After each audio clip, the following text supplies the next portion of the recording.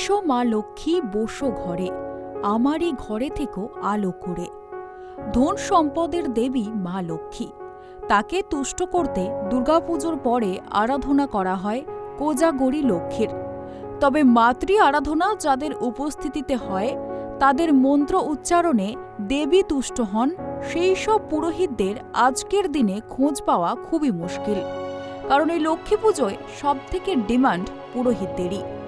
সংবাদ মাধ্যমে কয়েকদিন ধরে উঠে আসছে লক্ষ্মী পুজোর আগে বাজার দর আগুন সেই কথা। পুজো উপলক্ষে চাহিদা বেড়েছে আখ, পাটের সুতো, ডাব ও অন্যান্য ফল ফুলের।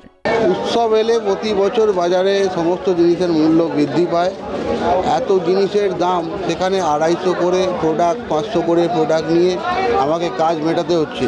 এত জিনিসের দাম, সমস্ত লোকই এদিক ওদিক ঘোরাঘুরি করছে কোথায় দাম কম। এইভাবেই মার্কেটটা চলছে। বাজারে ভিড় হলে কি হবে, লোক ঘুরছে কোথায় দাম কম, লোকে কিনছে, অল্প অল্প করে কিনছে, এইভাবেই কাজ মেটাচ্ছে। ফলের দাম অনেক, কোথায় কোথায় পানি ফল বলছে 80 টাকা কিলো, কোথায় কলা বলছে 3টে 20 টাকা। লোক কিনবে কোথা থেকে? এইভাবেই চলছে মার্কেটটা। সমস্ত জিনিসের মূল্য বৃদ্ধি পেয়েছে। উৎসবের জন্যই দামটা বাড়ে।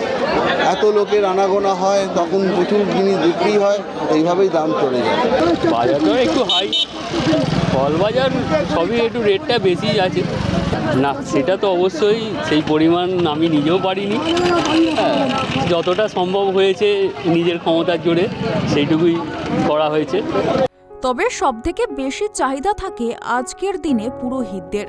কারণ বাঙালির প্রায় প্রতি ঘরেই হয় কোজাগরী লক্ষ্মীর পুজো, তার সঙ্গে বিভিন্ন বারোয়ারিগুলি যারা দুর্গাপুজো করে, সেখানেও হয় কোজাগরী লক্ষ্মীর আরাধনা। অবস্থা খুবই খারাপ। এত জিনিসের দাম, বাজারে ভিড় আছে, কিন্তু মানুষের যে এত দাম সেটা আর কিনতে পারছে না। কি করে কিনবে? মানুষকে পয়সা কোথায়? ইনকাম নেই তো কিনবে কোথা দিয়ে?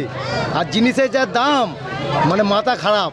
আর লক্ষ্মী পুজোয় নাড়ু মুড়ি খাবো, আর কি করবো? ফল আর খাওয়া হবে না, ফল খাওয়া যাবে না। ফলের দাম আগুন লেগে গেছে, ফলে বেচাকেনা অতি জঘন্য।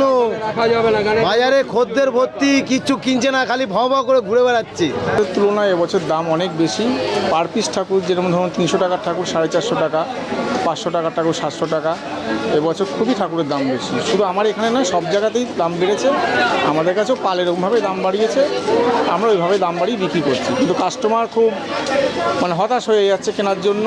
এত বেশি কিছু কাস্টমার চেনা জানা, তাদের সঙ্গে একটু অসুবিধা, মন কালাকালি হয়ে যাচ্ছে।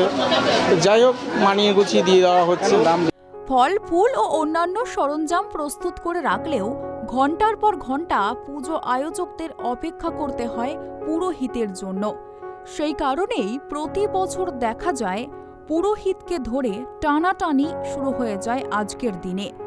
এ বিষয়ে এক পুরোহিত দুলাল ঘোষাল বলেন, কোজাগরী লক্ষ্মী পুজোর দিনে তার নিঃশ্বাস ফেলার মতো সময় থাকে না।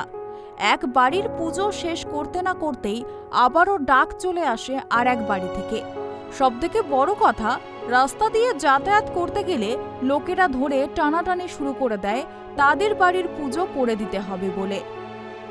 হুগলি থেকে সোমনাথ ঘোষের রিপোর্ট, ট্রাইব টিভি।